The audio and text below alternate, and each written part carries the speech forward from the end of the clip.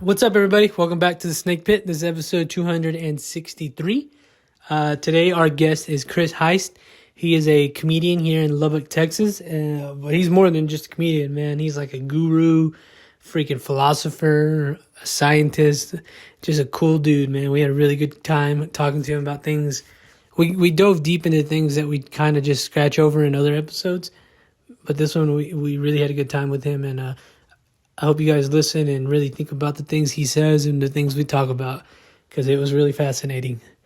So if you want to check him out, Wednesdays and Thursdays here at the local comedy scene in Lubbock, you can. Other than that, you can support us here at the Snake Pit by subscribing to the YouTube channel. That's the easiest and free. It's free and easiest way you can support us here at Snake Pit Studios. You can also subscribe to the Patreon, patreon.com/Snake Pit Studios. I'm trying to get to 20 subscribers by the end of the month on that, and 1,000 subscribers at the end of the month on YouTube. One is free and one is $1. So I hope you guys can help us out there and check out Chris, man. Hope you enjoy the episode. Thank you. Well, if you guys are, yeah. Chris Heist. Yeah, I don't know, man. Comedian. I guess so. How else would you describe? Let me say this also. Whenever people talk about comedians coming on this podcast, your name has been brought up the most. So I'm excited to have you. Well, thank you. First podcast of the year. Hell yeah. I think it might be an interesting one. Maybe. I don't know. Yeah. Yeah. So tell me a little bit about your life, man. Let's start from the beginning. Oh, shit. Let's go. Let's start from the beginning. I mean, I was in Florida for a long time. Born and raised? Yeah. Okay. And then played in bands and stuff for a while, and then ended up doing stand-up, later, I guess. I'd probably been, Yeah, I probably started in 2014 or whatever doing stand-up, but I was yelling in metal bands and hardcore bands before that, so. Oh, hard. Okay. What time period are we talking at this point? Probably from 95 to almost, 2010-ish or whatever. Damn. Was doing that, and then started stand-up around 2014 or whatever. But I was also in this other project that was like, we would make, just me and one other guy would make all the, do all the instruments and vocals ourselves or whatever, and just release albums or whatever. And that was another project that was going along the whole time too. So it was like that also, that was before, it filled the gap between the previous live band and my stand-up So that's stuff. why you're familiar with all this equipment. A little bit, but stupidly, I never really got deep into the tech shit. I just know, like I said, I know an SM58, and I know how to yell into that. So in the 90s in Florida, who were some of the, were y'all big? No. Just yelling incoherently and loud guitars and drums and that's basically, we played, we toured around a little bit, but mostly, I mean, the three different bands, one was the non-live project and the other two were live, but it was, it was a lot of fun, good friends, all that stuff, but yeah, it never, no corporation ever wanted it back. And no, we didn't even independently, even indie labels were like, no thanks. Holy shit. That's how bad we were, I guess. That's how it is. Where man. at in Florida? All over. Well, the bands were in Gainesville, and then, I guess that's where they were based. Because stand-up, I've been in so many different places since then. But the bands were all, north central Florida, I guess they call it. Was it wild? No. I mean, the music. Like the places y'all played at, where they... I mean, it was cool. It was, just to me, I mean, I did at a certain point, I don't even know how to describe this shit, because I did so much acid and mushrooms and shit that it was just okay. At a certain point, it was this is just what we do. And every venue is its own thing and crowd is its own thing, but it all kind of blended together into some four-dimensional thing or something. I don't know. Shit. It was just, I never look at this venue was this and this, it was always sometimes it was for one person we were playing for, sometimes it was for hundreds of people. And it was just usually for That's 20 really or 30, That's actually really cool. And it's similar to stand-up too. It's similar, sometimes you get a bunch of people and sometimes you get one. Can you turn down that heater just a little, to the low? It is on low. Okay, because I don't want to, I feel like these lights keep flickering. Anyway, sorry about that. No, yeah. But the stand-up is I mean, it's... Yeah, how did you get in? So you go from that to stand-up. How does that happen? Because it's all writing. I mean, I was the singer guy or the guy yelling shit or whatever in the metal bands and the hardcore bands. So it was I was always, writing shit that I thought about and all the ideas crazy ideas and shit. And then I always loved stand up. I grew up loving stand up, but like had no conception of how to do it. And then eventually it just ended up around people that were doing it and learned, I guess, sort of. Most people still don't really consider what I do stand up comedy. I don't know. It's we're going to get into that. Yeah. But so you're just learning from people because this is a different time. You didn't have like YouTube. You didn't have like no. I mean, no YouTube. Was it yeah, because I started stand up in 2014, so it was around. But like, it was still just there's a local scene. There's always a local scene. Even here in Lubbock, there's comics or whatever, even newer ones. But everybody's usually supportive and stuff, and so you learn stuff, and you just learn by doing it too. And I'd been yelling shit into crowds for many years, so I kind of got that part of it already. So I was not like worried about I'd seen a lot of crazy shit already on a stage, so it was like I've been watching Righteous Gemstones, and have you seen this? No, it's like about these mega churches. So it's like Southern Baptist type shit. Yeah. And Fundamentalist so type they shit. ask me here around town. Sometimes they ask me to host shows. Oh shit! And I'm like, fuck, dude, I want to. Even in that show, I know it's a fucking acting. I'm like, I could see why hundreds of thousands of people flock to these dudes. Like just that whole. Because I like it. I'm like, God damn. Dude, that's the sort of shit. It gets a way bigger audience than stand up. It's fucking crazy. Some people, like a lot of even comics, will compare it to that. But like, it's. I mean, not to be pejorative, but it's a dumbed down version of it. It's like it's a very mainstream appeal sort of thing. Like I kind of rank it like stand up. Like you could have like the most sophisticated, not at all understandable shit in the world, and then you could have like some ordinary shit that gets a broader audience, and then you could have a puppet show comic that gets like a way bigger audience, and then you have a church audience, way bigger. So it's like a descending pyramid of sophistication level. I don't know, but like church is very popular in this country. I know some people transitioned from that to stand up. What's the guy I'm thinking of? Yeah, Sam Kinison. That motherfucker. Yeah, he's one of the best. Yeah. He's one of my favorites, and he totally. But he was he very transitioned from a very very Although he was supposedly a really cool preacher who wasn't about all the glitz and the dollars and shit. The TV show sold me on that. Right, and I think he even joked about that. He wasn't. That's why he wasn't successful as a preacher, because he wasn't a con artist. Ah. Didn't he have like a big head injury and then he became a comic? Something like that. I don't know the exact details, but there was something like that. There was something that happened where it was a couple of comics have had that through the years, and it made them like super geniuses. What's that girl's name? Roseanne? Yeah, Roseanne had that as well. Yeah. It's but but Kinison and Roseanne, the great fucking writers, great fucking comics, and Choking on my tea, sorry. Shit. God damn. So what was that first time like? I mean, for me, like I said, I'd already been like. Were you on acid? No. I never did that shit while doing stand up. That was more like I did it occasionally when yelling, but when you're like, I can see somebody doing it in a jam band, but like when you're yelling for an hour, it's not like the thing to do. Like I did it like maybe twice, and it was fun in certain ways, but it was also like, fuck, you gotta like, to yell. Like I also did it one time on cocaine. It was not good. Gave me a headache. Like it's just because you're just belting the whole time, and it's just like, oh fuck, But yeah, fucking. I enjoyed it the couple times where I did it, but yeah, most of the time it was like do that stuff and then write and then bring that to the stage kind of thing or whatever.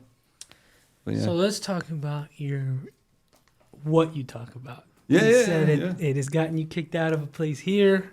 Yeah, in many places. I've done stand up in Florida and Los Angeles and a couple other places in California, a couple places in Arizona, and now places in Texas, Kansas, Oklahoma, I guess. But yeah, Texas, so a couple places in Texas, yeah. But they're like, again, I understand. It's a business. That's what they tell me. This is a business. We can't have people leaving and not drinking because you said horrible shit and they're mad. I get it. But yeah, but then I'm like, don't have an open mic then, or don't call it an open mic. Call it a booked show where we control everything that everybody says. So what are you talking about, man? Lots of shit. I mean, religion, like we we're just saying, war, religion, fucking science, technology, all sorts, like the shit in the world. Just like it's weird to say, but yeah, everything kind of. But I guess in a way that is odd. All right, let's get into it. What Yeah. what the hell is going on in the world? What's wrong with the world right now, brother? A lot of shit, man. I've been I mean, wanting to there's talk al- about it. I've been wanting to talk about There's it. always been Let's shit go that's there. 2024 Let's is go gonna there be for a, 2024. 2024 is going to be a rough year. We all know. You this. think so? It's going to be I think the next 5 years are going to be rough. It's election year. If we make it 5 years, I'm being dead honest in that. In what sense? If we make it, like, you mean America? You mean the human species? You mean like? I can't predict nothing, but No. let's get into it because I'm Yeah, glad we can talk about it. That's all my The last time, yeah. say what you want about the man. The last time a president was taken off the ballot, you know who it Yeah. was? It was Abraham Lincoln. And you know what happened when that happened? Yeah, A there civil you go. fucking war. There you go. So this is the shit that I'm like, this is scary. No, but I I think mean- it's scary. I think it's scary. It is in certain senses, but in that sense, like, because I'm I've not been like meaning to talk about this. because I'm not like a political comic. I'm Me like either. I'm like a I do shit about like political science and political philosophy, but not like, you know. So to me, the whole American system is a charade in a way. Like it's all like all the you know, the left right allowed. God damn it. Yeah, there you go. Fucking The CIA is already getting in on this shit. my like, sister. Oh, okay. Maybe she's. Is there a speaker back there or what? These are Bluetooth. Oh, I forgot about that.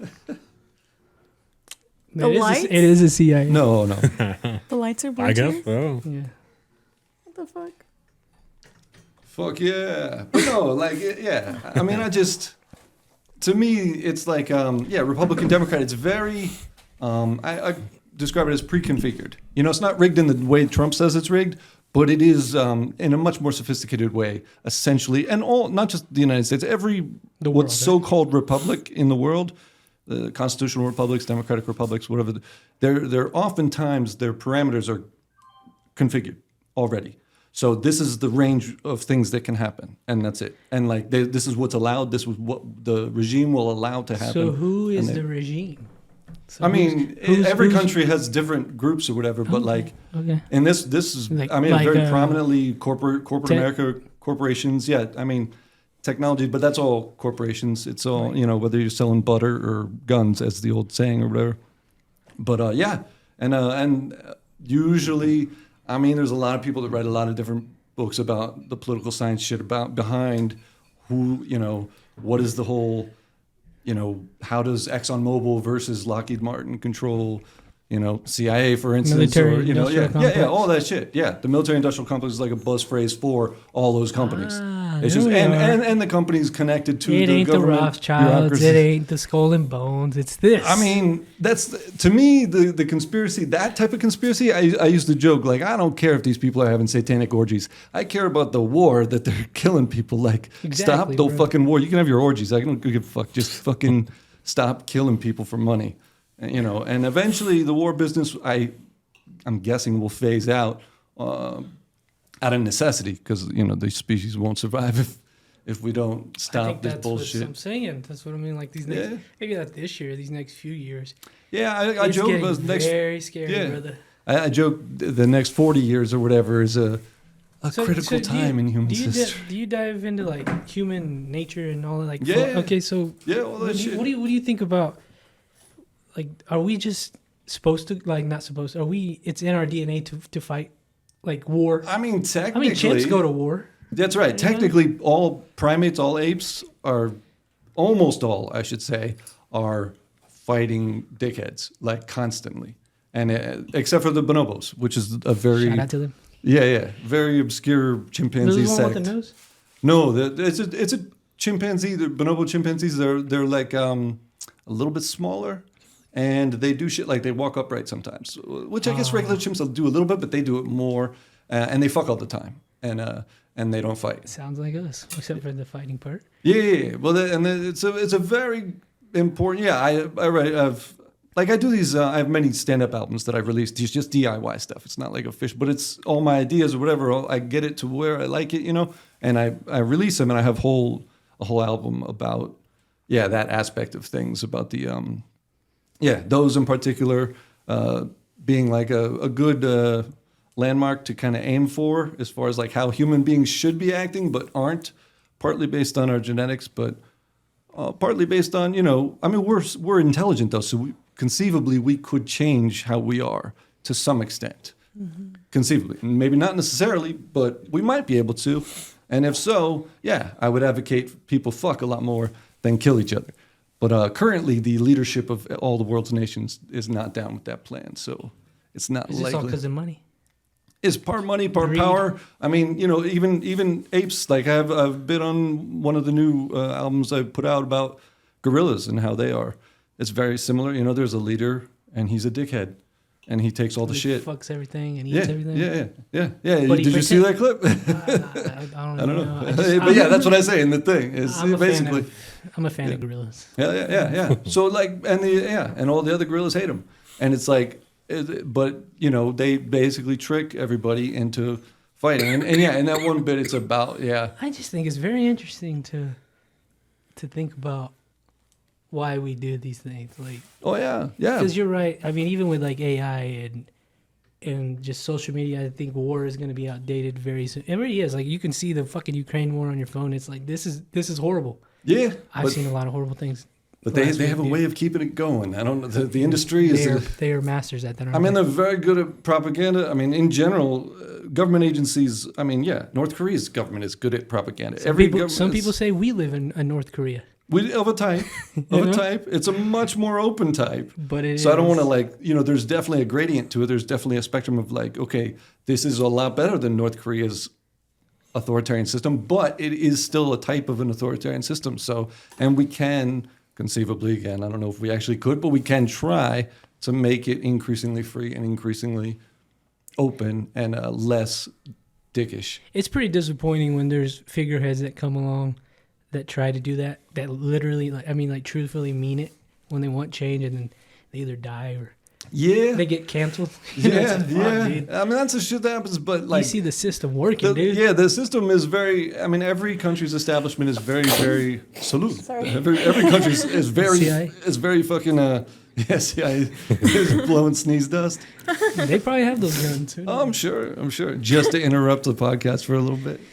No, but I'm not like, paranoid about that shit. It's just, I like to joke about it because it's I see that shit on whatever interviews, like you said, there'll be some controversial, whatever, anti-establishment figure, and then suddenly the audio will clip out during their interview, and it's like, all right, somebody powerful is it's like... spooky. It's that powerful. Have you ever heard of that Art Bell interview? Oh, yeah. Where they cut that guy off that was like running from Area 51 Oh, on no, the phone? I mean, I used to listen to Art Bell occasionally, but I don't remember that one. That's funny. What is his name? It's on YouTube. He was like he apparently used to work for Area 51, and he was calling like, listen, like this shit's not cool. Like he was like starting to spill secrets, and they pulled Art's show off the air as it was happening. That'll happen. But you never know. Like the thing is so... Turn down number 2 just a little bit.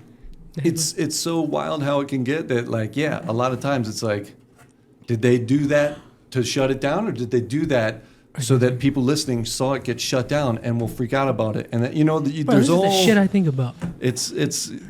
But in essence, though, I mean, you just gotta, I mean, if it's a free people, there's a very independent-minded people or whatever, you'll always strive to go against whatever authoritarian system, whether it's a corporation or a government, and try to, Do you think America is the freest place on earth? No, but it's better than North Korea for now. It's better than Russia and China. I used to joke as like, sorry, Brad, it goes from more like North Korea would be the most totalitarian, and then Saudi Arabia, and then maybe China, and maybe Russia, and you get increasingly open. But the thing that a lot of, I think, commentators like Chomsky and other people have said through the years is whatever, but it's just in general logically, like, America and more open countries feel comfortable allowing people to say shit because they know it won't do nothing to change anything. So if they actually feel threatened by what you're saying at any point, then they put the hammer down and like. See, that's what I like about this. Like let's say compared to North Korea, I can say fuck Biden and not get killed. Yeah. But you're right. But it's not. But the system relies on that. The system has this oscillating back and forth between Republican and Democrat at irregular intervals, but still, it kind of bounces back and forth. So as long as it stays there, bouncing around the pinball machine there, then they're cool with it. If it ever got out of there, then they would act like that, like Putin or Xi in China. They would immediately crack down and try to put it back to the the parameters that they set. back in Are we place, talking about yeah. like what they did with JFK? Some people argue that that he tried to MLK, shift the him parameter. too. Yeah, exactly. Yeah, there was a very highly authoritarian conservative movement in the country at that time, and they altered history by taking out like 5 people, and it was like, yeah, you could argue. What a wild time. Yeah, you could argue if those 5 people hadn't been taken out and 5 conservatives had been, it would have been a dramatically more open and free place than, you know what I mean? Like if John Lennon and Martin Luther King and Malcolm X and John F. Kennedy and RFK, if they weren't killed, but like I don't know who the corresponding. The establishment took out John Lennon? I mean, some people argue that. Oh, shit. I don't know. I never heard that I one. don't know, but he, I mean, the dude who did it, I think, was somehow fucked up, connected to, I don't know. Oh, dude, But you that's never right. know. That's right. I And heard John about Didn't this. he I have like heard a, was about it a this. military background? Or what was his thing? He was staying at the Bushes. Yeah, He it was was staying at, or some, one of the families he was staying. there was some. Might have been the Clintons. But my point is, John Lennon was a very, very anti-authoritarian artist. That was the most popular artist in the world probably at that time, and was very anti-war. Was very openly anti-war, and was actually changing people's minds. I was gonna say he was very influential. I don't fuck with Yeah. the Beatles, but I can. He was yeah. insanely, yeah. Yeah, and so they definitely, didn't like what he was saying. So whether or not they killed him is another thing, but, they definitely didn't, they weren't into. This kind of goes back to what I was saying. Like, I'm anti-war. Obviously, we don't want people dying. Yeah. But how do we go against something that's in us?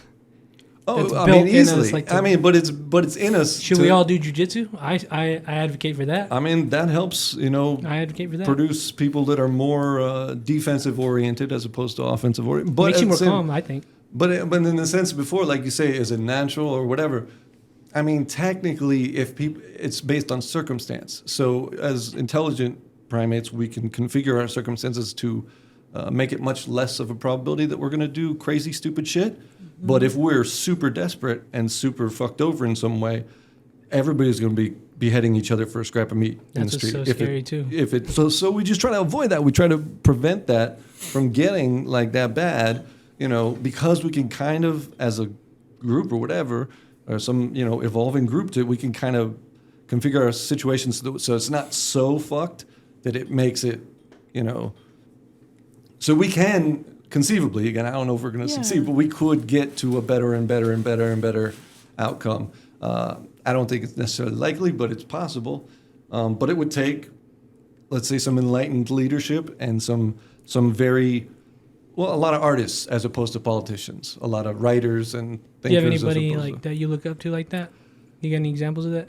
I mean, that are around now? Yeah. Not really. Shit. I mean, there's a handful. There's comedians I like. There's musicians I like. But like, there's nobody like John Lennon now. There's nobody like, even Mort Sahl or Dick Gregory, which are great comics from the '60s or whatever, that really helped change the world for the better. There's really. You don't think Joe Rogan's doing that? No, I mean, he's doing good shit, but like, Not like there's like a level. Even he would acknowledge. Like, there's a level. I mean, okay. of like, those guys were activists too. They were like out there. I mean, they were in the streets. They were. I mean, it's beyond like, and they especially like Mort Sahl is considered one of the best. I mean, the originators of the style of stand up to be even like a conversational thing with an audience as opposed to like one-liner jokes the whole time. So. I think he's credited with being one of the first to do that, and then, or one of the first to become really good at it and really smart with it and stuff. And then Lenny Bruce and other people took it from there. But like, it's like, yeah. I love, like I said, I got a lot of favorite comics, a lot of favorite musicians, writers, whatever. But it ain't like it was in the '60s. There is a possibly. And again, who knows if the government or corporate America was involved with that too? Basically suppressing the complexity level of culture over time and the sophistication level that it allowed, what it could say. Mm-hmm. You look at even comics I like now, most of them aren't saying shit, like in trying to change it. Some are, But again, everybody's there. Plus, there's so much more shit now. There's so much more information that it's like very difficult to. Okay, we got so many things to solve now, as opposed to, and it's so much more complicated. Like, I think it was hard for Martin Luther King and John Lennon and people like that at the time to stop the military-industrial complex in the '60s. It's way harder now. It's still worth doing. Yeah, but definitely. they're way more powerful now. They are way more dug in and like. But I mean, it's always the case to some extent that there's going to be, every society has to deal with its. Yeah, the leadership, the establishment, whatever it's doing, why it's doing it, how corrupt it is, how can you make it more enlightened? How can you make the society more enlightened, and make people less dumb, and less violent? And it's hard. So these are things you talk about in stand up. Yeah, my stand up albums are fucked up. Like they're just not. Are It's you, more philosophical. Most I people love are it. like, I what? fucking love it. I love this shit. I want to talk about it more. But so what do you do? Are you studying things? How are you able to like think about and reiterate to us what you just said? Like, I mean, I've just been in experience? this shit. Yeah, I've just been doing Drugs? this sort of shit for a long time. Drugs were early on Do they help? a thing. Like LSD The and all? certain ones, yeah, the mushrooms and acid and pot. It's been a long time since I did it, but it's like for many, many years while singing in the bands. But all that, you come up and you have ideas and stuff, and you talk to people, and you have friends, and you have great conversations, and you have, you write a lot of stuff over a long time. You read a lot of books. You talk to a lot of smart people or people with different perspectives, and then you formulate your own ideas. And that's a hard thing to do. it is. It takes practice. It's a very hard thing to do. But it's kind of like a cascade effect. So it's very hard at first, and then it becomes a little less hard. And then 20 years later, they're just spilling ideas constantly. There you go. And you got to you check them, and then you find the ones that you think are good, and you put them into whatever shit you're making or whatever. So Yeah, I try to do that, and then I'm like, I'm 27. Like, who the fuck wants to hear the idea of a 20? if it's a good idea, you never know. Mm-hmm. It's all that's one of the good things about stand up is you could just run it by a crowd of people at an open mic, and if they think it's fucking interesting, they'll respond in a way that indicates that they do, and if they think it sucks, they'll fucking respond in a way that definitely lets you know they think it sucks. What's like the deepest and darkest you've gone during a stand-up routine? I mean, my whole this one of the new DIY albums I put out, they're all on my YouTube channel for free. It's all Just search your name, right? Yeah. Just search Chris Heist on YouTube, and you should find the channel. And yeah, there's one of the I released two recently. One of them's all about the war shit, and one of them's all about basically technological a limit to technological sophistication, basically causing, like we were talking about before or a little bit, potentially causing the extinction of the human species. We're talking about AI.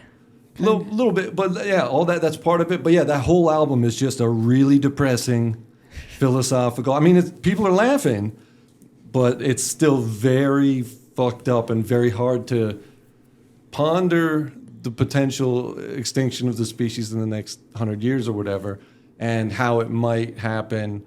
And yeah, I go into detail about why I think, the crazy idea I have of what I think is happening and how it might. Can we hear it? Yeah. What's your idea? I mean, it's a lot, but yeah. The Fermi paradox is a thing some people will know. Whatever is basically. I've heard of it. I don't know. What is it? It's just there's a guy Fermi who basically was a nuclear scientist back in the 40s or whatever, and like they. It's whatever apocryphal story or whatever, but they were supposedly sitting at the cafeteria one day in between building the first nuclear weapon, and they were sitting there, and this guy Fermi goes, "Hey guys, I was thinking the other day as we were building this thing that could destroy the world, how come there's no aliens here?" And they were like, "What do you mean?" He was like, "Well, there should be aliens. There are scientists that had done the calculations, all the math of all the planets and galaxies that we knew of at the time. There should definitely be not just aliens. There should be millions of aliens constantly visiting from all over that don't even know each other. There should be so many fucking. I don't even know if you went that far, but that's how I've extrapolated it. There's like the math of it." Like one per galaxy, like that type of math? No, I mean like, yeah, in the essence, like how probable is life, Two how probable is civilizations conscious per- life, how long until a species gets the fucking technological sophistication where they can build spaceships and go, there should be everywhere. Like people that believe in aliens, I have bits on the album about it. It's like they should be everywhere and they couldn't possibly hide, but they wouldn't want to hide anyway. There'd be millions of them all the time from millions of different planets, so it would be overwhelmed, but we're not. We haven't found evidence of any.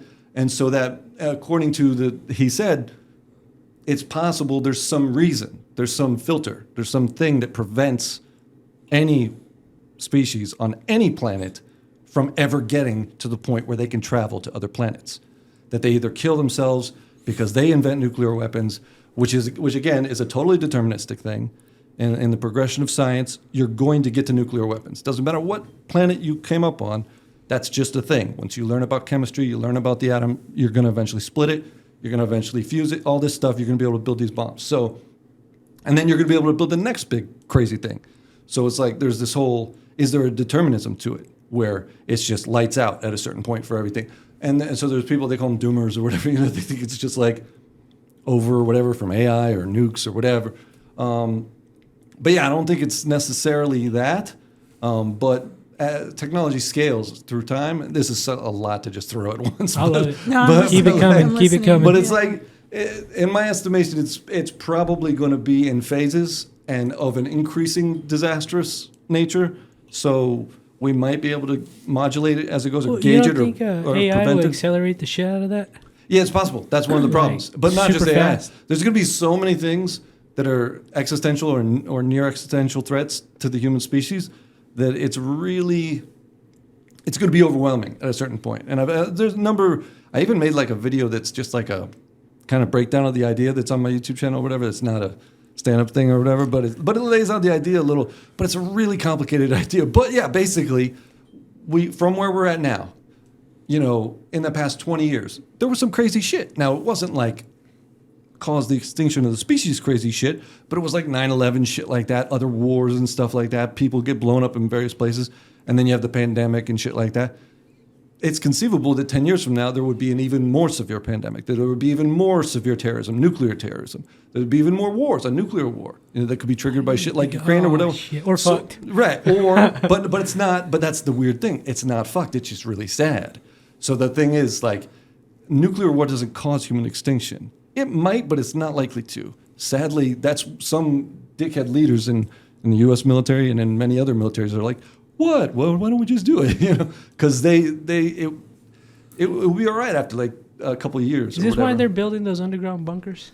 I mean, that's All one of these the elites. reasons. That's one of the reasons. Son of a bitch. Because they might, at a certain point, just be like, it would be a huge mistake. They might think it would be good or whatever, but it would be a huge mistake for them after the fact. And I'm sure some of them are smart enough to realize that. But it's one of those things where nukes aren't the only thing to worry about. And according to my crazy idea or whatever, there's an increasing number of things and at an increasing scale. So you keep developing technology, you get to a point where now you get a new thing that could kill your species every couple years. Eventually. Not now, but like in 80 years or something like that. So at that point, you're like, okay, what the fuck? Like, and I would refer to it kind of like to ground people in some sort of reference that they know is from Back to the Future. One of my favorite jokes in the fucking movie is not like a very funny joke, but it's like a profound joke that was wrong on purpose as the joke, but it's actually is when he says something to the extent of like, Doc Brown or whatever, is talking to Marty from the future. From 1985, and he's in 55, and he's like, well, I assume in 1985, plutonium's at every corner drugstore, but in 1955, it's a little hard to come by. And like, but he was joking because it's not available at every corner drugstore in 85. But technically speaking, what they didn't go into in the movie, it is easier to get in 1985 than it is in 1955. And it's easier to get in 2015 than it is in 85. It'll keep getting easier. And it'll keep getting easier and easier for more and more people to get it. And not just nukes or nuclear materials, but also bioweapons. Also just having the knowledge to convert viruses into fucked up viruses that are way more fucked up than the most fucked up virus. Do you think this is just the natural process of any civilization? But that's what I'm saying. It's possible that it is the natural process, and that my idea is there's a technological limit, and it's not that the species goes extinct, but it gets smacked around increasingly large scale until finally people go, okay, we got to back off. We got to stop this. And I joke that somewhere around the year 2040 is where we kind of like back off and kind of just, okay, let's just chill at 2040 level technology and just leave it there. Because if you go past there, I'll be 44. I'm all right yeah, with no, that. but it's not like. But it's not like it keeps going. It's just you don't get any more sophisticated technology. You kind of keep technology at the level of 2040, and then it might be chill. It might still be incredibly dangerous. I don't know. But it's like there's so many problems to solve, and the chaos keeps expanding as you get more and more weapons and more disastrous technological I hope I don't sound developments. stupid when I say this, and I just thought of it because I just learned about woolly mammoths, and they have 5 sets of teeth, or they did. And as they got older, each set would fall out. So eventually the last one would fall out and they would starve to death. It was kind of the natural order to keep their numbers, whatever. Do you think that's kind of like us? It's analogous in the sense that the way that I conceived of this crazy idea is as a carrying capacity, which is it's an old biological phrase for rabbits fuck, and rabbits are famous for fucking overpopulating the area with rabbits, and the wolves are like, thank you, and they chow down on all the rabbits. And then, so the population of rabbits goes up and then down and then up, and it reaches a point where it's like, okay, now it's tapered off here. It's going to be only these rabbits because above this line, wolves are going to start eating rabbits. But it'll balloon and then it'll kind of curve off. It's a logistic curve in mathematics, sort of like a S curve. But it's like, so if it gets to that point, my argument is that it's technology, or not just technology, but the sophistication level of your technology, how complicated it is, how crazy it is, how awesome it is. Awesome. It can only get to this level. If you go past that level, it'll smack you back down, but with some wolf, some sort of thing, either some pandemic or some fucking bioweapons, some terrorism, some nuclear war, artificial intelligence. One of those things will smack down, not cause the extinction of the species, but cause possibly millions or hundreds of millions of people to be killed, which is terrible, and we should prevent that at all costs. But right now, everybody's just like running straight forward towards, no, let's make better and better technology. And it's possible. My idea, I've talked online with people who are like more experts in this shit, and they're like, okay, your idea is wrong because it's Malthusian, which is a fancy term for a dickhead scientist from hundreds of years ago who was panicked at the time because he discovered at the time in the 1700s or whatever, he's like, oh shit, the human population is increasing like very, very fast. But the food production is only increasing a little bit. So people are going to starve. It's going to be hell on earth, all this. And what he didn't assume was that technology would revolutionize food production. And we would have all these new ways of getting clean, healthy food. So turns out we have way more food now for the population. Of course, they're still starving people because they're greedy dickheads in power. But like there is conceivably a way to feed everyone on earth by a lot. That's what I've heard. You think that? So in that sense, they made the argument that my idea is flawed in the same way, and that unbeknownst to any of us, there will be some technology that would fixes buffer that, that would fix everything. Yeah. In the same way that the food agricultural technology fixed the lack of food quantity at that time. But I agree. Yeah, that'd be great if there was some tech fix that actually prevented that.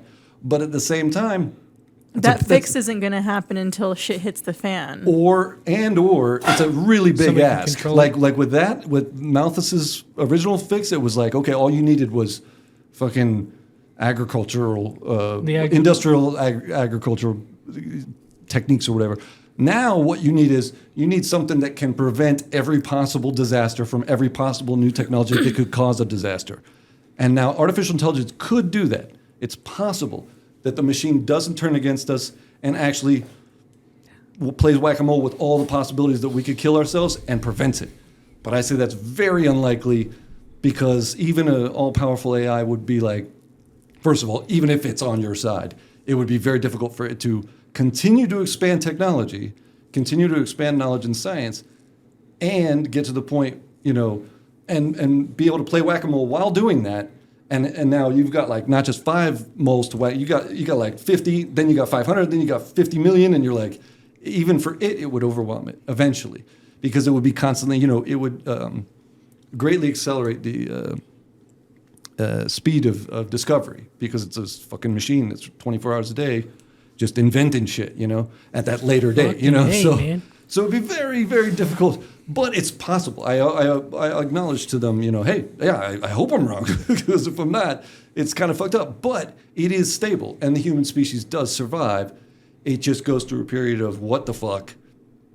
And eventually after enough, not 9/11s or COVIDs, but like super 9/11s and super COVIDs, eventually people go, okay, there is a limit. There is a natural limit to technological sophistication.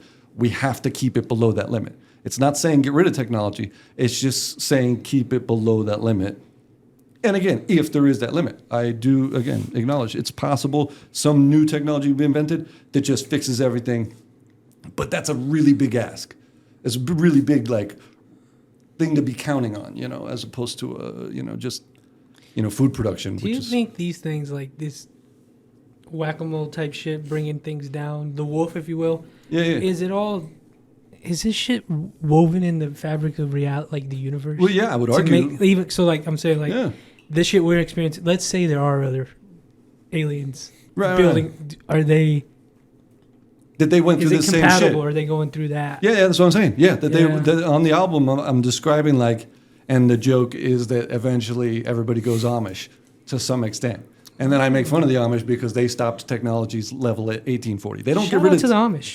Yeah. They don't get rid of technology. They just they halted it at about 1840 level. So barn building, that's cool. Churning butter's cool. Because churning butter, that's a tool. You're using a churner. Be like, if you were against technology, be like, no, fucking don't use that shit anymore. But yeah, it's basically the joke. One of the jokes is on the album is the first message we finally get from aliens is, that finally gets from any planet is go Amish. You'll save your species or whatever. But not at 1840, at 2040. Because and also, it's you don't shut down your technology until you at least have video games kind of shit. At least you want some shit to be able to do that's more entertaining than churning butter. So this is how you're able to make this shit funny. I try, but it's fucked up and it's really depressing. But yeah, for people that like fucked up stand up and shit. Hey, we got little kids listening to this shit right now. Yeah. I hope they're scared. I hope they're listening to me scared. That's not the point. The point is to freak people out. The point is just to acknowledge the possible realities and try to avoid the bad ones. And but yeah, I'm just a comic trying to make fun of this shit in a way that is kind of trying to get the ideas out there too, because I come up with these ideas and it's you can't just it's difficult to just say the idea. Most people are like, what? But yeah, if you make a joke out of it somehow, and I made it's most of my stand-up EPs are 20-something minutes, 30-something minutes or whatever. So, and I just put them in a YouTube video with the album cover or whatever. And that one's just, it's more depressing. Although they're all depressing. The war one is depressing. That was pretty depressing. It's fucking, yeah. But it's not depressing if people, it's one of those things where you can prevent horrible shit from happening, if you know about shit in advance. So it's better to be more comfortable with depressing shit and thinking about it than it is to be confronted with the reality of the depressing shit when it happens. Okay, back to the natural order and the shit. Yeah. Is bad shit supposed to happen? To varying degrees, but that's we're an intelligent ape. So if we can, like anything, there's a whole range of probabilities of from horrible to awesome shit that can happen, and based on how dumb or smart we coordinate situations, that's what will happen. The dumb or the crazy. Are you familiar with awesome. Graham Hancock? A little bit. I've seen him a little. Younger Dryas impact theory. I don't know that, but I've seen him on some podcasts. Every 12,000 years, fragments of this comet hit the Earth, and I was just saying this because he kind of has this idea. I've always thought of it like this. It's like a reset.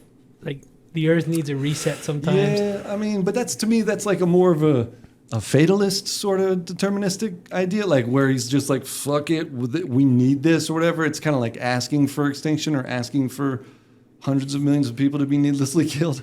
It's but is it needless? I think so. If it's a fucking comet coming down. No, but it's similar when you bring it to a different situation. It's if you're standing in a highway and you see a semi truck coming towards you, is it needless? Do you just stand there, or do you get out of the way? If you can see it coming plenty of time, you just get out, you just walk to the side of the road and smoke a cigarette, whatever. You know, like it doesn't have to be. But if you don't look at it, if you're too freaked out to look at the semi coming, then it's like. I think that's what's happening now. But that's what I'm saying. We have to not be too depressed to think and talk about incredibly depressing things in order to have even a chance of solving them. Clip it. Clip that part right there. I mean, it's a fucked up, you know, it's difficult. But that's the world. I mean, that's the history of science. It's the history of enlightenment and social improvement or whatever. You can't not talk about. And how lucky are we that we don't even have to talk about it? I mean, we should. We should, but a lot of people don't have to. You know what I mean? They live comfy lives. Yeah. Fuck it. Yeah. Let me get on social media. Let me argue on Twitter. Kardashians, blah, blah, blah. Yeah. Meg Thee Stallion. There's so much distraction that it's easy it's easier and easier to ignore because there's so much other shit to think about and Swiftie, talk about. Baby. We're Swifties over here. Yeah, exactly. You're a you know? Swiftie over I just there. had to throw that out there. But who's to say that happens all the time? Like, I think humans have been around a lot longer than what we think. I just think we get to a point, like, look at the Egyptians. That's what Supposedly they had technology way better than us. I mean, they're perfect in their measurements and the way. I mean, we just don't know. And I mean, that's what Hancock talks about. I think to some extent, it's like these like, you know, ancient. But to me, because I know I've, you know, taken classes and read shit tons about this stuff and talked to people about like this. The pyramids are amazing, and the ancient Egyptians were fucking amazing, and how the technological development. If I had to track the whole thing or whatever, I can see how it went from one to the other. But as societies rise and fall, there are some things that are lost, but most things keep going. So, like for instance, one of the recent examples that's cool is in ancient Rome, they were always wondering, like, you go to Italy today and there's fucking aqueducts and shit. There's fucking big pillars of concrete in salt water, you know? And they're like, dude, our fucking concrete breaks down in 80 years. How the fuck is this thing still standing? Is this from the volcano? Well, they used some volcanic ash in it, and they used some other quicklime, but they recently discovered that they used a very particular type of mixture with the concrete, which caused it to have, for lack of a better phrase, self-healing properties that, like, whenever the salt water or whatever would degrade the concrete and it would start to crack microscopically, the quicklime or whatever would reassemble. So it was like it was impervious to deterioration in a certain way. So now there should be because now they've discovered there should be within 5 or 10 years, you should be able to buy that shit at the fucking store. But like, it's will the system let us? But my point is that was something like there's a bunch of shit that ancient Rome knew, and some of it was forgotten when that society fell, and like, but most of it was still known or figured out later. And then, but some things thousands of years later. You know, that? CIA, man. But you know what I mean? So we figure out stuff later. But I don't think it's where they say like it was super, super highly, like that the ancient Egyptians were as technologically sophisticated as current day world is. But they were fucking badass. And they did amazing shit. And they knew some things because when you don't have shit, like as far as like current knowledge or whatever, you have to do things in a more precise way or a more, you know what I mean? Mm-hmm. Like the way that they fit all the fucking blocks together was a very, you know, out of necessity because they didn't have the shit that we have. So they needed to be more careful with building each different piece or whatever. And yeah, there's some stuff we still don't know. How did they fucking get a lot of the blocks there? I mean, hell, they can't finish I-35 in Austin with construction. It's just like how long did it take them to do the pyramids? I mean, but they know roughly, 23 years or something like that with like 100,000 people doing, some slaves, some not. But I think mostly not now. They discovered it was more like the old-fashioned way, the American way of slavery, which is mental slavery. They convinced people that the leader was a god and like blah blah blah. Economically brainwashed people without them realizing it. The old-fashioned cultural Still way slavery. of getting, in a way, but better than a whip. Better than a whip. Yeah, being tricked is better than a whip. So they are like they have their own patriotism, I guess. Yeah. They have patriotism and a religious aspect to the patriotism. I always think too, about stuff. that. Imagine like all of America somehow was to unite in one project. What the fuck we could do? Yeah, there's stuff like that, but 300 million Americans could who knows though? The ancient Egyptians could have been bitching at each other nonstop. Oh, you know about what's cool? shit. I saw know? a tablet from ancient Egypt. Yeah. And it was his list of things he did. It was really cool because he was like, I went to the store, talked to my friend. He came over, we drank beer. Yeah. My wife was mad at me. It was like normal American exactly. shit. I was like, oh, that's really cool. Yeah, it's We don't because it's think about human it like shit. that, yeah. It's just, the ordinary shit. Everybody takes a shit and pisses like every day. You know, like it's you eat, you breathe, all this shit. You know, the sun's out, then it's nighttime. Everybody's doing ordinary shit pretty much almost all the time. And then there's these other higher scale shit that occasionally happens. But yeah, for the most part, it's pretty pretty. Have you ever seen relatable those history. ancient shitters that the Romans used to have? It was like this giant square, and it was all shitter. So they would all just shit and talk while they're shitting, like a giant square. Like, Hell yeah. It was a conversation pit. pretty much. Yeah, but at least it probably it flushed out. They had a running water they had out a good there. system of drainage, whatever. Yeah. Another thing that's scary to me is how knowledge just gets lost over time. Yes. I mean, you have the library, Yeah. the burning of the Library of Alexandria. Yep. And think about ancient Greece, though. Like the stuff that we know about Greece when it comes to plays or theater or, any type of art. Yeah. We know them because that's what survived. Right. So when I went to school, a professor explained it to me like, imagine thousands of years from now, the only thing that survived from our time was a script from a Seinfeld episode and a copy of Hunger Games. They would think everyone in our society looked up to that. Right. So it's how's it guaranteed that everything that we know is gonna be And in that survive? sense, they know that, but they also know that it wasn't as extreme as that. Because one of the cool things about, records in general is that we know a lot of the books that we don't have because they were written about in other books. Yeah. So they'll be like, oh, well, this play and this science book or whatever, and this dickhead we know wrote this book about this science or this mathematician did this, so that even though we don't have those books, because they're referred to in other books, we know kind of what we don't have. Now, there's probably some stuff that wasn't referenced or whatever, but we can estimate to some extent. So there's always, it's never like just the Seinfeld episode and the fucking Hunger Games or whatever. It's usually like, a bunch of stuff. But yeah, we're missing a bunch of stuff, but it's not so much stuff that it was like, oh yeah, they had spaceships and planes and they were going to fucking Tahiti and, it was definitely like, because a lot of shit gets lost in the complexity of whatever, all these things, especially in America, where they don't try to give people like a very wide breadth, in-depth knowledge about things because they want them to be able to be. America's all built on fucking.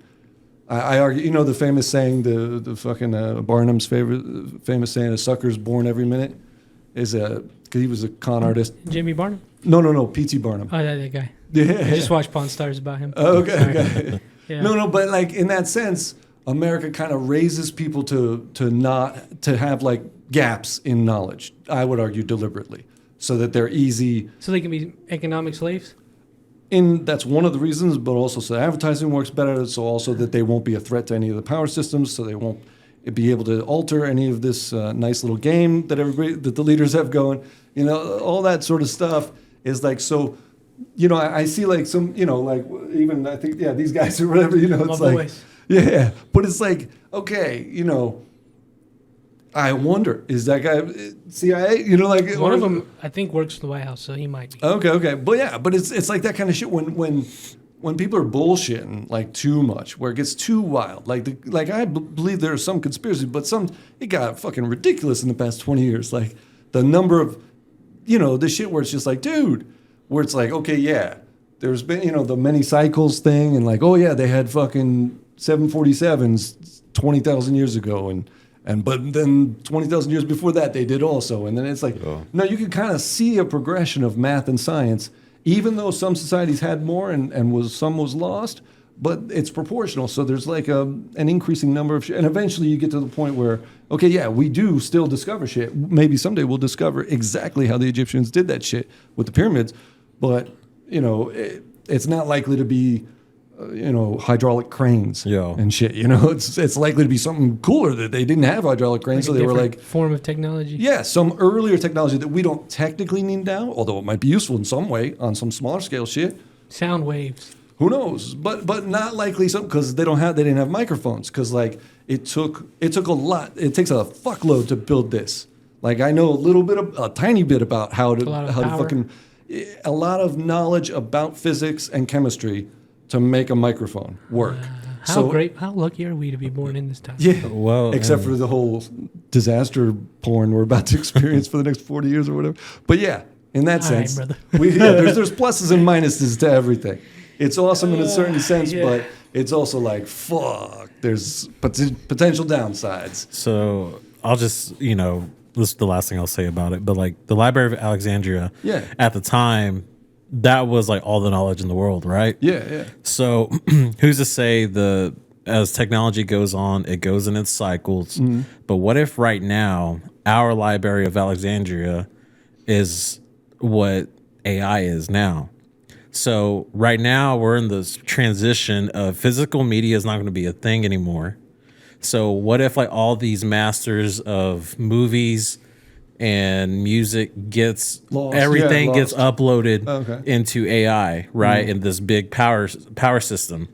Well, what if we have like a solar storm and just wipes out the power grid and all that is lost? There's shit that can happen, but I think and I hope that the people who are doing all this record keeping and shit, they have like backups. They have like tons of backups, even hard copies. They print out. There's probably whole warehouses where it's just duplicates of all the knowledge we know. I could be wrong, but do you know who spearheaded that organization?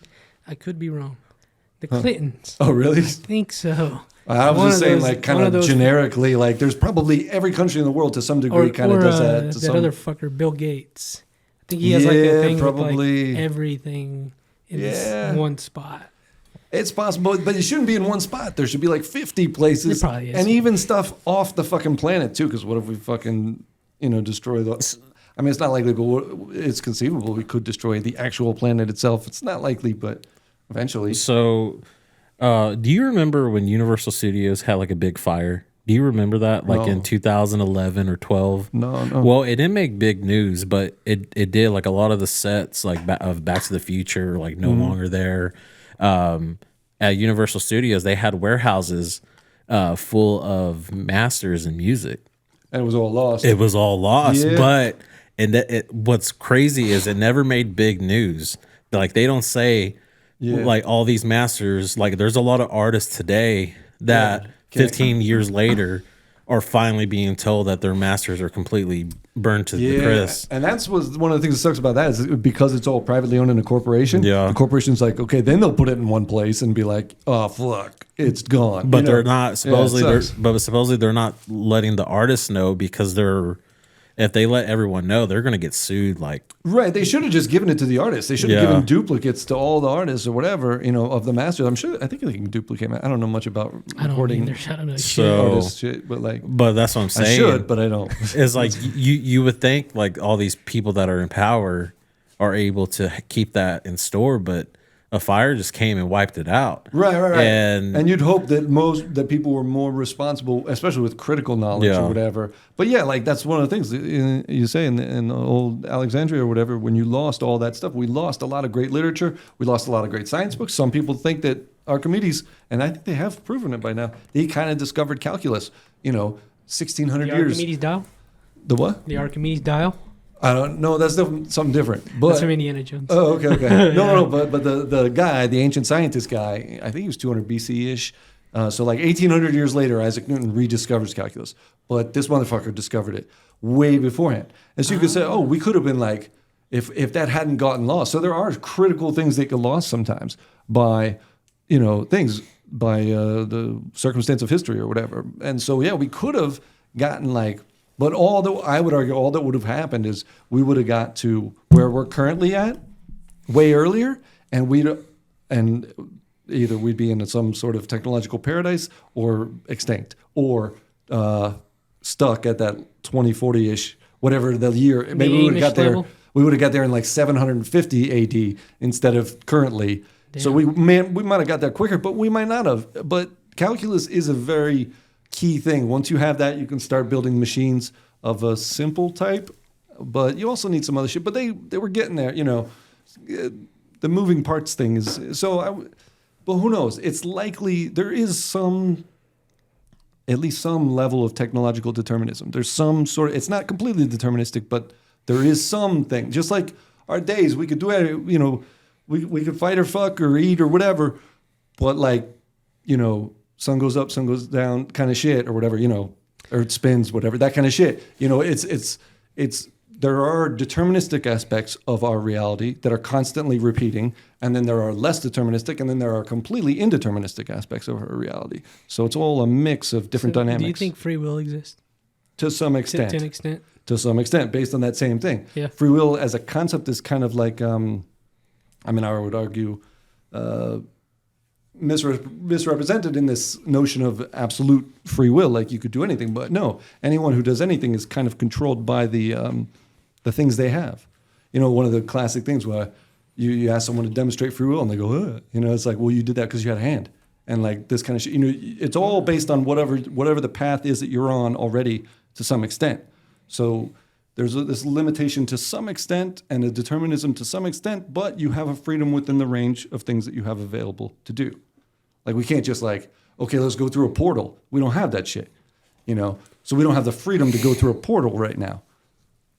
But we have the freedom to do other shit, do a podcast, I'll be damn.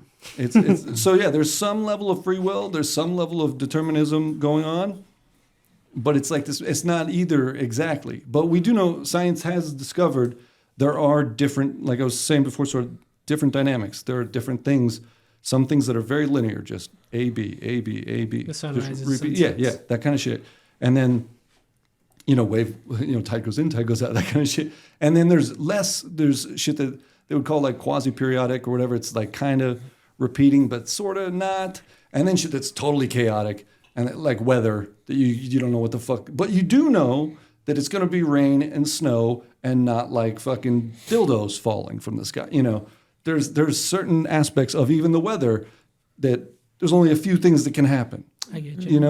We know what those things are, even the crazy things, but it's never raining dildos. So there are, Wouldn't that be so? That's a bit right there, by the way. I mean, maybe, but it's that kind of thing, so there's some predictability, but even amidst chaos, you at least know, the rain's come down hard, but at least it's water. It's not acid, maybe a little bit from pollution in industry, but like generally speaking, it's not like, it's not fire raining down from the sky. That can happen too in certain circumstances, but it's very rare. It might.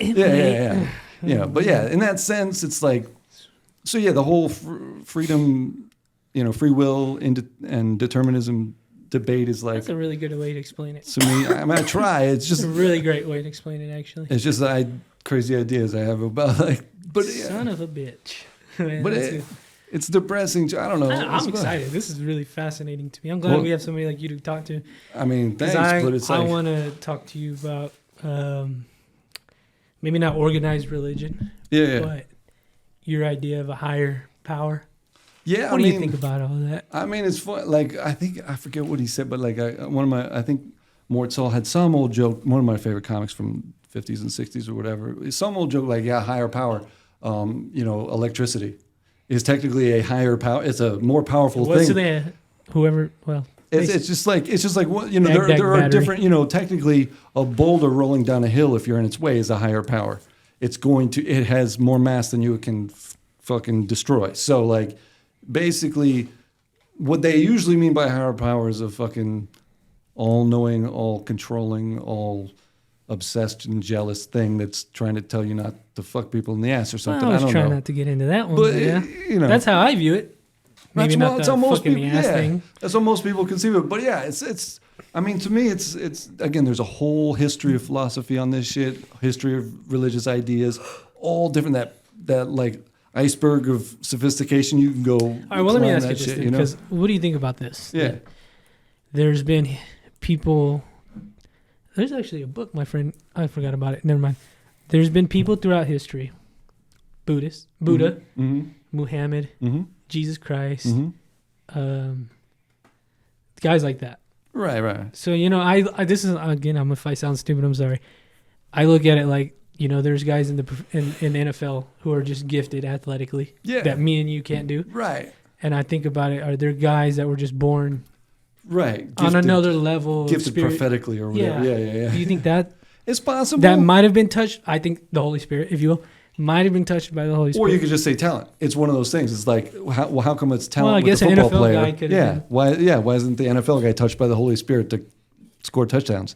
Because people don't. They look at it as a cruder thing than like, and yeah. So in certain ways, I think people like Martin Luther King and Gandhi were like that guy. I forgot that guy too. They had like some. Now again, they also had incredible. They dedicated their lives to learning. And they super fucking smart to start with, but they fucking worked hard their whole lives, learning as much as they could, and much like an NFL player. Right. But yeah, intellectually, philosophically, and and tried to change the game for the fucking human species, and did so to some extent. But like we were saying before, it's a very hard opponent to go up against all the world's militaries. Right. Exactly. That's it's just so fucked. But they did a lot before they were killed. So they did accomplish a hell of a lot. Like those type of people weren't some sort of divine intervention? I mean, I think people can call it that, but it's just that's what I think. Like, there's a higher power, God, if you will. Like, he can split him. I think he became man in some ways. Put it this way, though. I think he became man in many forms. Right, but put it this way. If there was a higher power or a God or whatever that was doing that, how come the CIA could kill him? Come on. Free will. No, but I mean, like, I would expect this higher power to send, like, 50,000 Martin Luther Kings and Gandhis who fucking just take down every military in the world nonviolently, shut it all down, shut down the war business, fix poverty, fix all these things like that. And if it was a higher power, it could do that. Maybe this is what happens when men become distracted and weak, and so they don't, and then this leaves room for these governments, the CIA, we do nothing, like you're saying, we do nothing. I mean, that's what I'm saying. So we leave the power to them, and then they have all the power, so they can kill. Yeah. They kill Jesus. Yeah, like it's hard. Like I was saying before, it's very hard to be Martin Luther King or Gandhi. Mm-hmm. Like, not only were they born with exceptional abilities, but a lot of people are born with exceptional abilities, but they took those abilities and worked their entire lives, every day of their life, on making themselves a better person and a smarter person and more clever, because you're going up against the most the fucked psychos in the world. And you're trying to beat them non-violently. And you're trying to be the good guy against these evil pricks. So how it almost goes back to the point y'all were making in the very beginning. Sorry, I'm quiet, so my voice is all cracky. But how you were saying, is it just instinctual and primal in us to want to fight and have war? In that same way, if God is in a lot of us, or if God came down as man and 50,000 in the form of 50,000 men or people or whatever, it is up to those people with what they do with that. And if they decide to dedicate themselves to greatness and to wanting to make change, or they can play video games all day. or they can be Hitler. Yeah, I would say they can let that primal instinct of fighting and war and spite take over, and they can use that greatness into that direction. Yeah. I mean, if you have passion with anything, you can use it for evil, for good, for spite, for anything. It could have, and again, they also could have just been lazy. Yeah, but they weren't. It could have just been wasted potential. But they kept good and hardworking towards And again, they were there's a lot of us that we just out in the world, not everybody's going to be a Martin Luther King or Gandhi. Not everybody will possess that, or we'll move in that direction. But a lot of people who aren't necessarily gifted with those initial talents still can work as hard as they did and still accomplish a shit ton. So it's one of those. But yeah, there is a certain determinism. Maybe that's where classism and just kind of just what their life is like. You know what I mean? The consequences of life that shape a person and move them in a certain direction, and villain origin stories. I don't know. You know what I mean? Yeah. So, and hero origin stories. Yeah. You don't think there's a God? I don't even feel put it this way. Agnostic? I think that the people would describe my position as either somewhere in the zone of atheist, agnostic, or deist. And to me, it's not important to define those boundaries, because even the conception of is there a God? Is like even the language of describing that. It's all so inscrutable. It's also not very, concrete. So it's like it's interpreted by different people in different ways, and it's all this. To me, it's just like a non-important detail that the other details of that thing, whatever that thing is, even if it's nothing, is hugely important in the sense of what are we trying to do as a species? How are we trying to be like cool and not be stupid, like, ordinary chimpanzees? And how can we figure out how we can, solve the predicament we find ourselves in as a species, which I argue is considerable and will be increasingly noticeable as the years go on over the next century, where it's just going to be like, oh, shit just hit the fan. Oh, a bigger pile of shit just hit a bigger fan. Oh, shit, now a giant pile of shit hit a giant fan. Like, we're going to have to solve those things. And so there's going to be a lot of impetus or kick in the ass for us to really get on it, to stop. It's one of those things. I have a joke that I haven't really, like, worked out on stage yet, but, like, I call it, like, threat priority. Where, like, if I'm at the bar doing stand-up, I'm like, okay, say there's a guy that runs in this bar right now with a gun and goes, I'm robbing all of you. Everybody get out your wallet. Guy, give me the shit in the register or whatever. But then 10 seconds after he says that, a terrorist opens the door and rolls a grenade in. Suddenly, that guy is no longer robbing the store. He's with everybody else now, and he's running away from the grenade. The threat has changed. It has scaled up. That's going to increase as time goes. And that's going to increase as time goes on. So the current threats we're going to drop them like balls as a semi's coming in. We're just going to run because like it's going to be like, oh shit, the shit we cared immensely about, like it's no longer important at all. Fuck, we have this to worry about. And then as we're worrying about that, holy fuck, this bigger thing is to worry about. And like, so we're going to drop all of that. So all war I would argue, will eventually be like, okay, fuck this. We can't, and not for some, because somebody beat the military industrial complex. It's just because, holy shit, we have a bigger thing to worry about. Yeah. So it's like and it's not even like, and according to my crazy idea or whatever, it's going to be an increasing, whatever the technology is that happens to be the next scale of thing that can destroy us or cause a huge disaster. Look at 2001: A Space Odyssey. With the dawn of man, we were scared of cats. We were hiding in caves because that was the threat. And then we discovered the bone of becoming a weapon. And then we started fighting each other.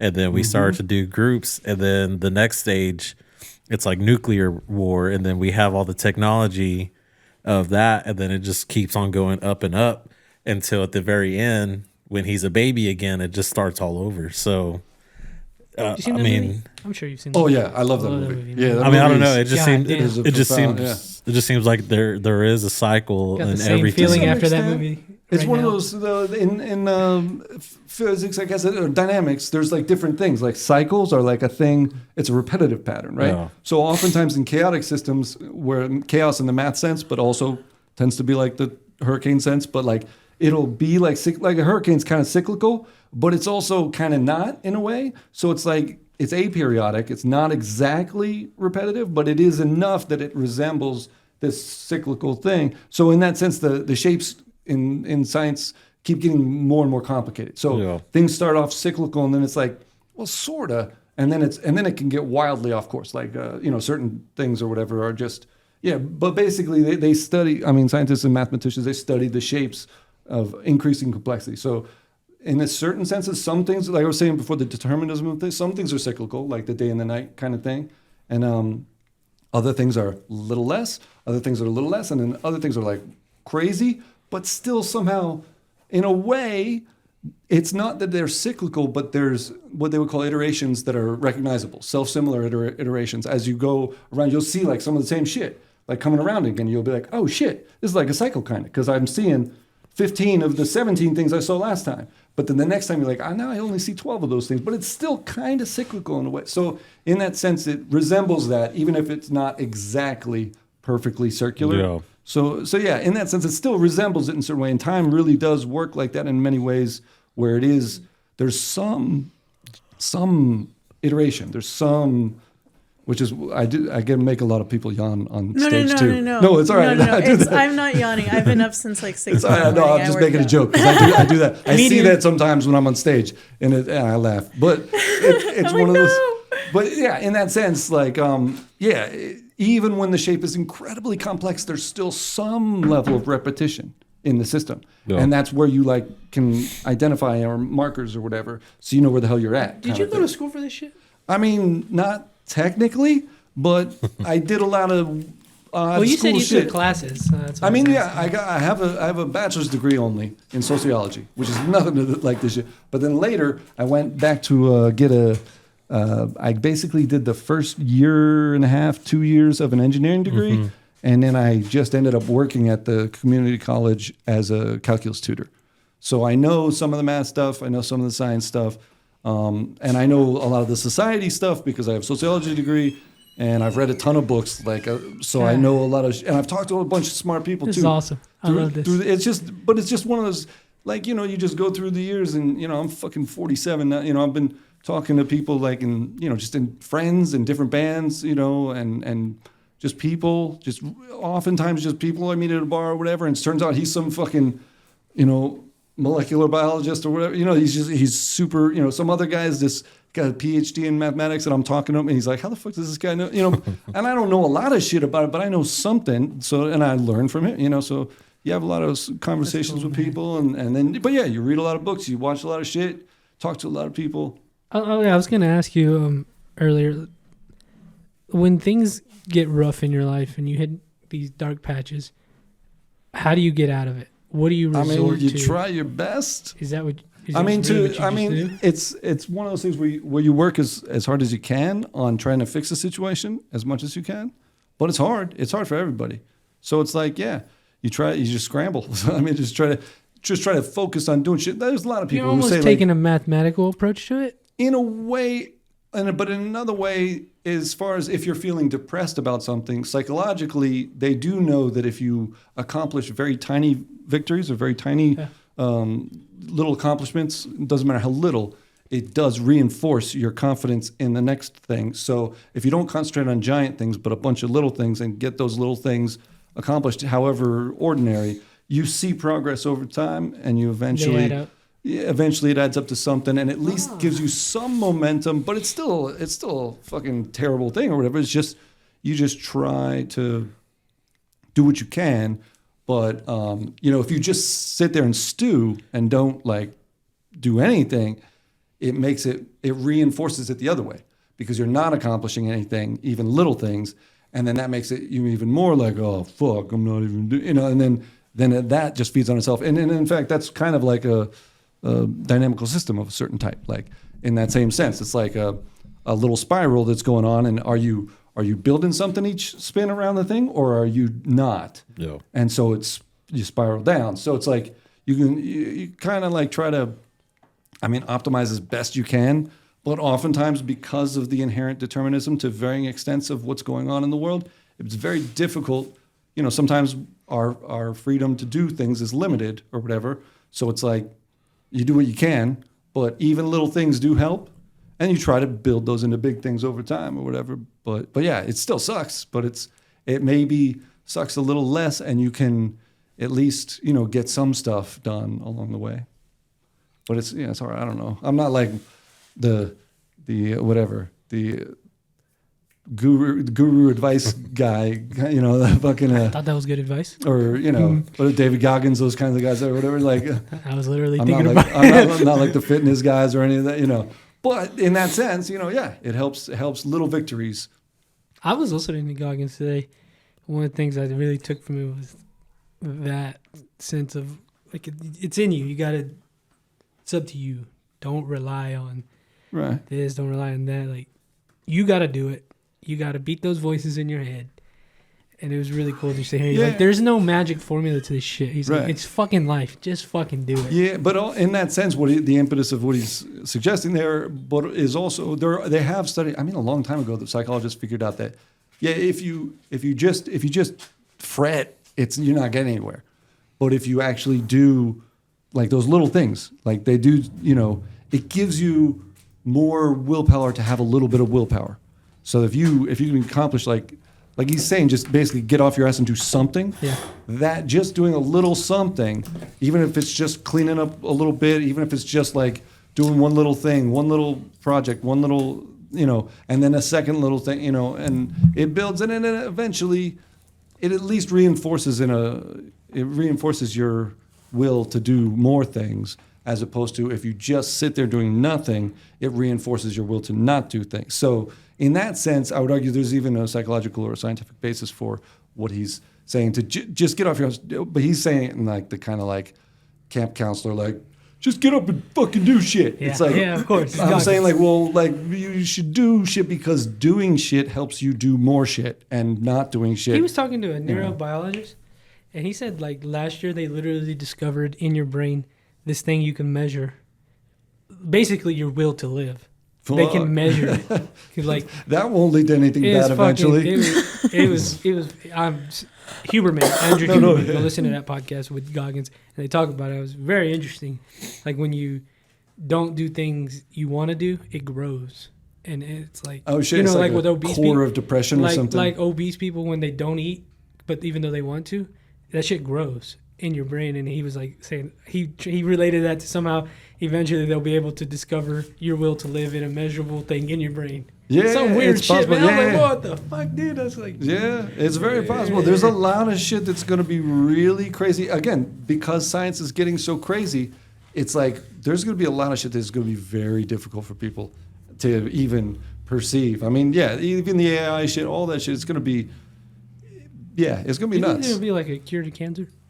It's possible. It's definitely possible because AI can do things on such fucking complicated levels that it might be able to solve just about like all the people. diseases. It's possible, an increasing number of them at least. The ones that are killing us.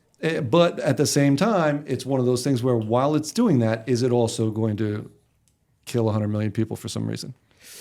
So it's like it's one of those things. Like there are a lot of these guys. I even saw one recently on Lex's podcast where it's like he's talking like this guy who he's interviewing was like is one of the optimists who was like, oh yeah, we just fucking full speed ahead with technology, it'll be fine, that kind of shit. Because look at all the good shit we're gonna have. We're gonna have so many awesome things with technology. It's gonna be great. There's gonna be amazing things, and there is cures for all these diseases, all this sorts of shit. It's gonna be amazing, and at the same time, it's possible that like that, the light switch will go out and humans won't be there anymore. So it's like, and I have a bit actually on that most recent stand-up album where it's all about the Fermi paradox and the potential extinction shit or whatever, where at the end of the album, where it's like, talking about that, where yes, there is the possibility of unbelievably awesome stuff, tons of awesome stuff.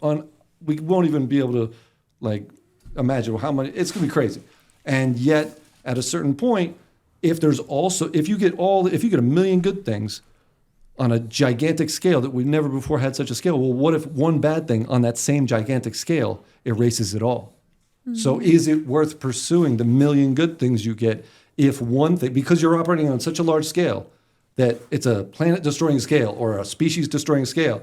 So, okay, you can get this and like, one of the references I throw at that time was like, okay, a guy wins the lottery. Next day, the U.S. government gives him all the gold in Fort Knox. Next day, 100 women, the most beautiful women in the world, go, hey, we're going to fuck you in an hour. But then 20 minutes later, he gets hit by a tornado. So it's like, what did he get? Did any of those good things? No, because the one bad thing negated all the good things. So they have yet to really reckon with that, or whatever the expression is, of like, okay, we're going to have a million awesome things, possibly curing all sorts of, not just diseases, but all sorts of fixing all sorts of horrible scenarios.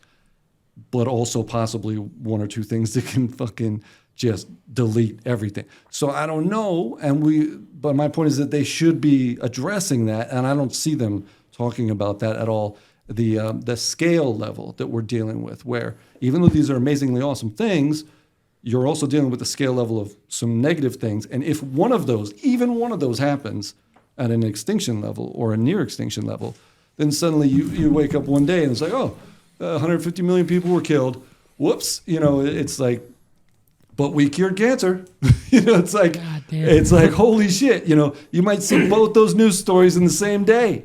And it's like, fuck, how do we solve that? How do we calculate and navigate that fucking crazy river, because that's I see why people don't want to think about this shit. Yeah, it's fucked, but we have to, or else we don't have a chance, So, but I get it. It's definitely, Yeah, it's my stand-up shit is fucked up. What do you think about Elon Musk? I mean, I have a bit on not 3 albums ago. I have like 14 of these DIY. Chris Heist YouTube. Go check it out. And ChrisHeist.com has most of them for free download or whatever. Are they on audio? Yeah, it's all audio. Yeah, but on YouTube it's video. But it's like I just put the album cover and then I put the audio there. But there's also clips of me just doing stand up, just shorter clips. Well, of you me don't have doing. this like on Apple's podcast or Spotify. No. Okay. I just put it on YouTube and I guess a couple clips on the Instagram. But like, yeah. But yeah, all the stuff is on YouTube, you know, with all the albums and stuff like that. I forget what I was talking. Elon Musk. Oh yeah. So there's a bit about like I understand why people hate him and why people like him, and I think that he's also very complicated and is trolling. He's a troll. He knows what he's doing in the sense of he's pissing people off. He knows who he's pissing people. He knows who he's pissing off and who he's making like him. And I would argue that he's engineering that, that he's pulling levers. Because people are so reflexively, which is like the whole when somebody hits your knee and you kick, like that reflex action or whatever. People's minds work in that same way too. So he knows that he could just be like, if I say this word, all these people will be like, fuck you. And all these other people will be like, yeah. So he's just pressing those buttons whenever he wants to for certain reasons. And he has those reasons that we don't know. I can guess what some of them are, but like. What do you think? Well, one of the main ones is. The stock price? No, he's actually one of the in the bit that a few albums ago I talk about. He's a business jerk, but he's the best of the business jerks. So he's not like other business jerks. So he is better in a lot of ways, but like in the sense of if he's what was the how he's not just about money or whatever. So my argument is one of the things that I think he's doing, pressing buttons or whatever, emotional buttons for some ulterior motive, is that he had everybody buying electric vehicles that were liberals, hippies, tree huggers. Like, yeah, we fucking love this shit. And then he notices his whole thing is about getting people to be electric vehicles, not internal combustion engine, anymore for the sake of, a better world, whatever, So, and he doesn't even care if it's his fucking shit. He just wants people, but I'm sure he would prefer it. But my point is that I think what he's doing is, and I never heard people say it, but I think what he's doing is he knows that liberals were already buying his shit. He knows that even if he pisses off and causes every Democrat in the country to fucking hate him, they're still going to buy electric vehicles. They might not buy his electric vehicle, but they'll buy somebody's electric vehicle. But he needed conservatives to buy electric vehicles. He needed to make them like him. Cybertruck. So all he had to do, well, not that. All he had to do was come out and be a conservative because people are so reflexively tribal that all he had to do was say shit that owns the libs, and suddenly a lot of conservatives would be like, I'm getting a Tesla. Or electric vehicles are much cooler than I thought they were. With tree-hugging hippies were fucking doing it. Now it's this cool guy that I like. Evil mastermind. Yeah, so in that sense, he's able to get people who fucking usually would not be all about electric vehicles to at least be a little more open to it and be more on his side. He also owns one of the biggest social media platforms in the world. Now. God damn, he's good. And that could I like him now. And that could also be like a power move on his part, but it's like he will go down in history, you know what I mean? And it's like with you describing him this way, we watched the Napoleon movie about a month ago or whatever, but it's just like he's just a man of the times who, like he said, he's a troll, but it's like he's a man of the times. Like he is, like, like of his status of like he can control the world and like like in that like social way, and he can play those games, but it's just like he's just a man of the times playing these games, and we're just able to see what he's doing, and we're able to. Like, it's like you said, like he won one audience and it's like, okay, so let me see how I can win this audience. Yeah, exactly. He's fucking around and finding out. And it's like, but he's so rich. It's like he just kind of can. You know about his brother? Just sucks about his brother. I don't. A little bit. His brother was hanging out with Epstein and Max. Oh, really? And he's like, and Elon's been kind of covering up for him. Oh, okay. Which I'm like, come on, brother. Fucking A. But yeah, what she's saying is right. Like I call it constituency wrangling. Like if politicians do that shit. Like, but also like entertainers sometimes do that shit too. If they want a certain type of audience, like I've noticed comics through the years, they don't want to they don't want to piss people off of a certain group, so they try to balance things because they're like, okay, if I shit on this whole half the country, then it's going to be like, then what am I doing? Because they're trying to, I mean, a lot of times trying to optimize or maximize their income, but also it's like, how to just have as wide an audience as you can, especially if you're trying to do different things. And, I was arguing that Elon's trying to get fucking conservatives to be more down with electric vehicles, but yeah, who knows, but yeah, maybe there's other reasons too. Yeah. But in that sense, yeah, he is a troll. He bought the fucking world's biggest troll farm, which is Twitter or whatever. So he's basically now he's got that. I don't know what the fuck he's gonna do, but probably some shit. But yeah, it's one of, so yeah, there's a lot of arguments like things that I find fault with in business leaders, and he's definitely got a lot of those, but nowhere near a lot of the other dickheads up there, like the ExxonMobil guys, the Lockheed Martin guys, there's a ton of people. Those guys are scary. They're just dumb in certain ways, and we need smarter executives that are more, enlightened and even better, or even like socially aware, self-aware, yeah, but also knowledgeable. Like he at least he has a physics degree, so that fucker knows shit. Yeah. Most corporate executives, the CEOs, they have a fucking business degree, which is a joke of a degree compared to a physics degree. So is my sociology degree. It's a joke. I got a business degree. Come on. No, I got a sociology degree. That's even more of a joke than a business degree. But it's like the point is like a physics degree is fucking hard to get. An engineering, like a hard engineering, aerospace engineering, mechanical engineering. But that's a shitty thing too. You get that degree and like all you can do is go work for some dickhead weapons company. It's like, dude. That's where all the money is. Right. So, it's not all you can do, but a lot of people will do that. And it's one of those things where it's like, fuck. Like, but yeah, it's at least we need more corporate executives that are like, Neil deGrasse Tyson, I think, has talked about we need more politicians who are engineers and scientists. We need more corporate executives who are engineers and scientists, so that we at least have a better chance of an enlightened decision being made, as opposed to just a self-interested dickhead doing whatever he wants. And it's almost like that seems like it's only natural that we should be evolving or progressing in that direction. You know what I mean? It's, I guess. You'd think it would have progressed even further in that direction. It only seems right that the people empower the people that are really making these grand decisions. Like, shouldn't they really be a little bit more educated versus like right? So you throw the almighty issues dollar in there. But that's what it is. This country is ran like a business, and everybody's trying to be a businessman or is trying to capitalize whatever. It's what keeps us running. You know what I mean? But it's just like, if those changes were to happen, or these, if we had people that were more conscious of things greater than a dollar amount, maybe things would be a little different. And it is kind of shocking that we haven't been that way, but also it's like, can you really blame us? Because we've known one system that has worked for like the past, 100-something years. And it's just like, why would we like, right, and there's so many distractions too. It's understandable. But and it's like you're saying, like, like they want to keep us in these parameters of like here. It's just like if it were to expand out one way or the other, it's just like we would really have to question our ways, and we would have to have accountability. And it's just like all hell could break loose and just. Yeah, I'd like it if I would want politicians and corporate executives to even be much more enlightened than Elon. Because I don't think he's necessarily.